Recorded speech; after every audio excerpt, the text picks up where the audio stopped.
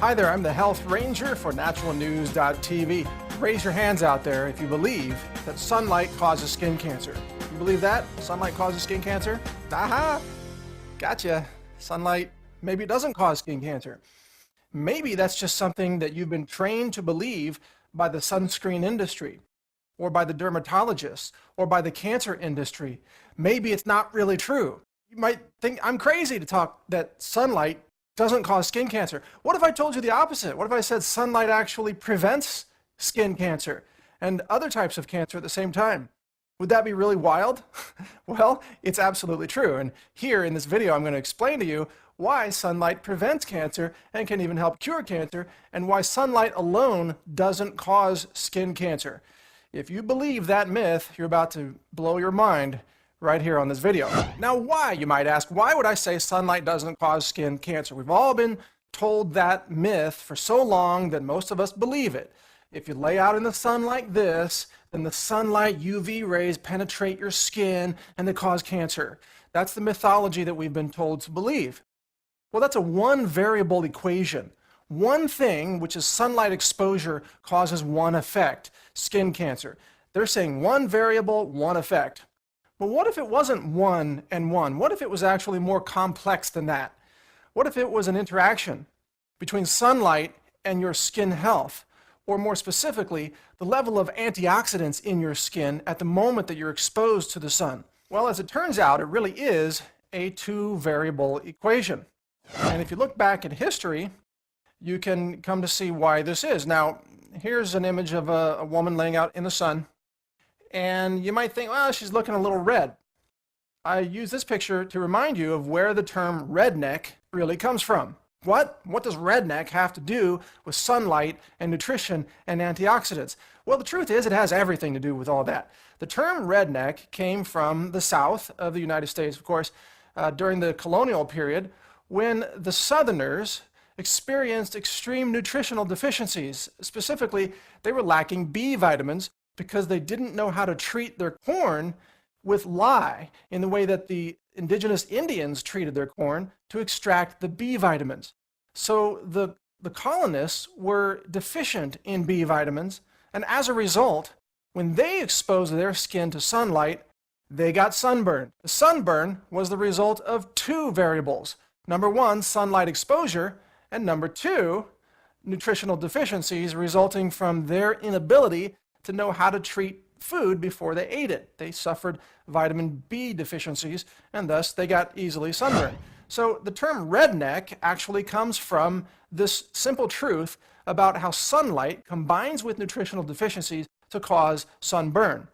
Now, what that means for the average person is that if you are out sunbathing and you don't have good nutrition, then you can get sunburned, and that is bad for your health. I'm not disputing that. Sunburn is bad for you. Sunburn does mean that some damage is occurring. But the way to avoid sunburn is not to put on sunscreen like this person is doing. Rather, the way to avoid sunburn is to increase your nutritional intake so that you have more antioxidants embedded in your skin, and then your skin can naturally resist sunburn, and you won't get the burn, and you won't get the increased risk of skin cancer. In fact, you will experience a decreased risk of cancer, especially if you are an African American or you have darker skin, no matter where your ancestors are from. Now, this woman obviously has darker skin pigmentation. So there's something built into her skin, the skin pigments, that block sunlight rays. They block the UV rays naturally. You could, in fact, say that darker skin color is like having your own built-in sunscreen. Now, this causes vitamin D deficiency if you don't get enough time in the sun. Why? Because the UV rays are, of course, what go into your skin and activate your skin's manufacturing of vitamin D. And vitamin D, in case you didn't know, prevents 4 out of 5 cancers of all types. I'm talking brain cancer, breast cancer, bone cancer, prostate cancer, liver cancer, every kind of cancer that you can think of. Almost 4 out of 5, actually the studies showed 78% reduction in cancers just from having more vitamin D in your body. It's amazing, huh? And the vitamin D is, of course, manufactured from your skin by exposing it to sunlight. So if you're darker skin, if you have darker skin, you're going to need more sunlight exposure to manufacture the same amount of vitamin D as someone with lighter skin, such as myself. I need less exposure to the sunlight compared to this woman. So she needs to actually spend maybe 2 or 3 hours a day getting sunlight, where I might have enough vitamin D creation just from spending 15 minutes in the sun each day. Now, of course, when I go out in the sun, I'm also using good nutrition because I want my DNA to be activated to stay healthy all throughout my skin. In other words, I want my genes to be able to resist genetic mutations caused by excessive exposure to sunlight. That's what this little animation is supposed to signify, a little DNA animation there for you. If you don't have enough antioxidants, then of course you're going to get DNA mutations, and that is going to cause skin cancer. So once again, just to review real quickly, sunlight alone does not cause skin cancer. Sunlight combined with nutritional deficiencies can cause skin cancer because it causes sunburn.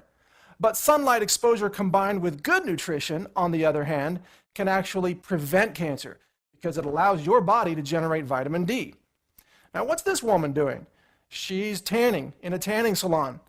Now, you've been told another lie about tanning salons. You've been told that they're all bad, that this is terrible, this is bad for your health, that you're going to get skin cancer if you go tan in a tanning booth, right? That's what we've been told to believe. By the same people, by the way, who are trying to sell us sunscreen and who are trying to say that sunlight exposure causes cancer. Well, I've already explained why that was a lie. Turns out this is a lie too. Tanning booths are, in fact, they're not necessarily bad for you. They can, in fact, be therapeutic. A tanning booth can help your body generate vitamin D to prevent cancer. Now, I know you're saying, wait a minute, this can't be true. I've heard tanning is bad for you. It's the worst thing in the world. They're taxing it. Everybody says, don't get a tan, it's terrible. They're wrong. Truth is, there was research done. In fact, Dr. Michael Holick, one of the experts on vitamin D in our country, conducted research on vitamin D deficient senior citizens. And he found that by exposing them to ultraviolet rays in a tanning booth, he was able to raise their blood levels of vitamin D. And that meant they had stronger bones, so they had reduced risk of hip fractures. It meant they had reduced risks of cancer. In fact, their risk of many different diseases went down as their vitamin D levels went up, and it was the tanning booth that allowed their vitamin D levels to go up. Now, the truth is, tanning in a tanning booth is bad for you if you have bad nutrition. Remember the nutrition link to the ultraviolet exposure. So if you're a typical teenager, and you're out there eating junk food and drinking sodas and eating fast food from fast food chain restaurants, and you're not taking nutritional supplements, and you're not eating superfoods, and you have terrible nutrition, then I agree that going into a tanning booth is really stupid. It's really bad for your health under those circumstances. Because remember, the ultraviolet radiation combines with nutritional deficiencies to cause skin cancer. That is true. However, if you're a teenager who has good nutrition because you eat superfoods and your parents maybe taught you some good nutritional habits, and you take some chlorella and some spirulina, or you drink some superfood smoothies, or you're into raw foods, or you take some high quality nutritional supplements, so you have good antioxidants in your skin, then when you go to a tanning booth, it's actually good for you because it won't burn you, it won't damage you, and it will increase your levels of vitamin D, which will increase and improve your mood. It will actually improve your mental health. It will improve your cell metabolism so that you don't get cancer as easily. It'll reduce your risk of many different diseases while improving many functions throughout your body, most notably kidney function and bone density, the kinds of things that children need. So tanning booths are actually therapeutic devices, believe it or not. We should be encouraging people to go to tanning salons combined with good nutrition.